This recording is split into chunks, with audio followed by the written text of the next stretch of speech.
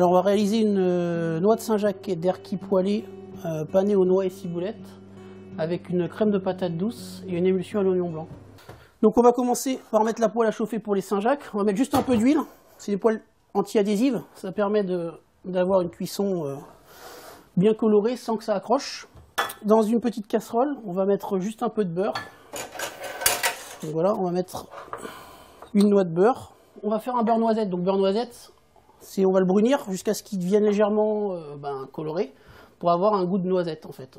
Donc, et ensuite on va rajouter les noix dedans pour les torréfier légèrement. On l'assaisonnera avec un peu de sel, un peu de poivre et on mettra la ciboulette au dernier moment pour garder le côté bien vert. Donc j'ai juste récupéré quelques cerneaux de noix. On va les hacher. Mais on veut quand même garder un peu de mâche, donc c'est pour ça qu'on ne met pas ça dans un mixeur. On ne veut pas de la poudre.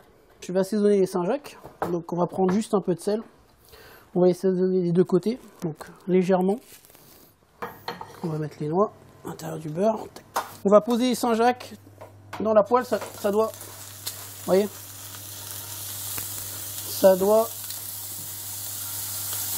Voilà, donc là on baisse le feu et on va les cuire gentiment. On va cuire à peu près 2 minutes de chaque côté maximum. Donc pendant que ça finit de cuire, on va finir notre chapelure. Pendant qu'elle finisse de cuire, on va les paner. Donc délicatement, on va mettre sur la Saint-Jacques le mélange de noix et de ciboulette. C'est pas la peine d'en mettre trop non plus, c'est comme un condiment en fait. On veut pas, le but c'est pas que ça couvre le goût de la Saint-Jacques ou du plat, c'est uniquement pour le relever un petit peu. C'est comme un condiment, comme un peu de la moutarde. Voilà. Et là on va les dresser. Donc délicatement, au fond, on va poser la crème de patate douce.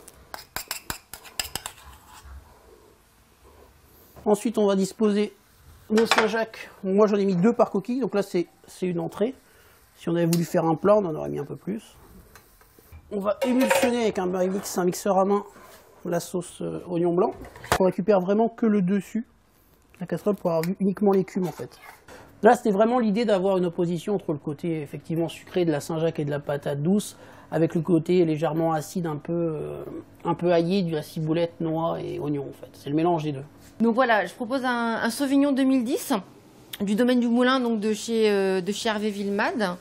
Donc 20 pays du Val-de-Loire, donc assez simple.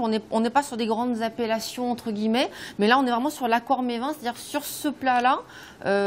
Moi, ce qui m'a plu, c'est la vivacité de ce vin, mais je le trouvais en tout cas vraiment particulièrement intéressant sur ce plat à proposer. Il se trouve que Serva Nature, on en propose de plus en plus, ne serait-ce que parce que je trouve que du point de vue, pour parler de mots un peu compliqués, du point de vue organoleptique, souvent ce sont des vins qui sont beaucoup plus sur le raisin, beaucoup plus sur le fruit, que sur des vins qui sont souvent en plus grosse production, un peu plus aseptisés. Vous avez vraiment une qualité aromatique beaucoup plus importante. Et justement, quand on est sur du produit frais, avec des produits qui vont avoir beaucoup plus de vivacité, de goût, un vin comme ça qui s'exprime, vous allez avoir des contrastes plus importants et ça donne des choses plus intéressantes peut-être aussi en bouche. Sachant qu'une fois de plus, ici, on est assez petit, donc on a le temps de parler des plats et des vins et on a envie que ce soit le plus en accord possible, quitte à proposer effectivement moins de plats parce qu'on est sur du produit frais et avoir des vins vraiment, on va parfois même changer les vins qu'on propose à la carte en fonction de la saisonnalité des produits. On essaie d'adapter aussi au fur et à mesure la saisonnalité des produits, des vins, pour que ce soit le plus adéquat pour les gens et pour que le plaisir de la table soit cet ensemble entre la cuisine et les vins.